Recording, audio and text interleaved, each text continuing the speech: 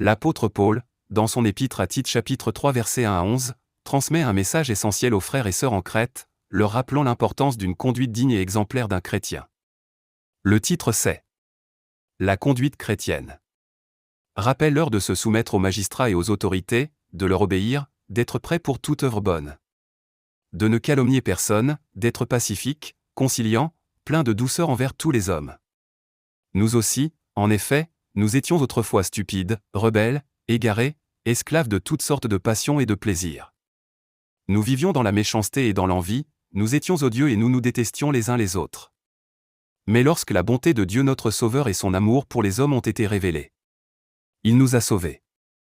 Et il ne l'a pas fait à cause des actes de justice que nous aurions pu accomplir, mais conformément à sa compassion, à travers le bain de la nouvelle naissance et le renouvellement du Saint-Esprit, qu'il a déversé avec abondance sur nous par Jésus-Christ notre Sauveur.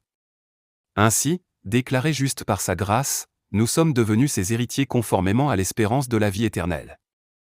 Cette parole est certaine, et je veux que tu te montres affirmatif là-dessus, afin que ceux qui ont cru en Dieu s'appliquent à pratiquer de belles œuvres. Voilà ce qui est bon et utile aux hommes. Mais les folles spéculations, les généalogies, les disputes, les conflits relatifs à la loi, évite-les, car ils sont nuisibles et sans valeur. Si quelqu'un provoque des divisions, éloigne-le de toi après un premier puis un second avertissement. Sache qu'un tel homme est perverti et qu'il pêche, se condamnant ainsi lui-même. Dans le chapitre 2 de cette lettre, l'apôtre Paul poursuit son exhortation aux croyants sur l'importance d'une bonne conduite. La juste doctrine. Quant à toi, dis ce qui correspond à la saine doctrine. Dis que les vieillards doivent être sobres, respectables, réfléchis, solides dans la foi, l'amour et la persévérance. De même, les femmes âgées doivent se comporter comme il convient à des servantes de Dieu.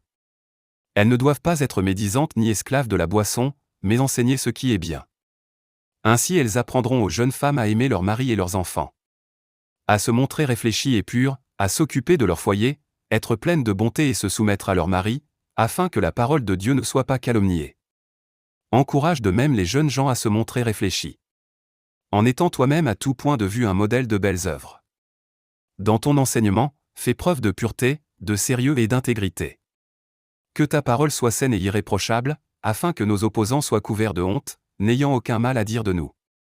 Encourage les esclaves à se soumettre à leur maître, à leur être agréables en tout, à ne pas les contredire, ni commettre le moindre vol, mais à se montrer toujours dignes de confiance, afin d'honorer pleinement la doctrine de Dieu notre Sauveur.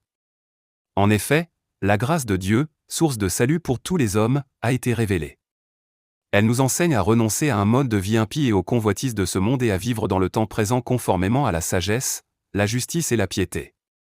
En attendant notre bienheureuse espérance, la manifestation de la gloire de notre grand Dieu et Sauveur Jésus-Christ.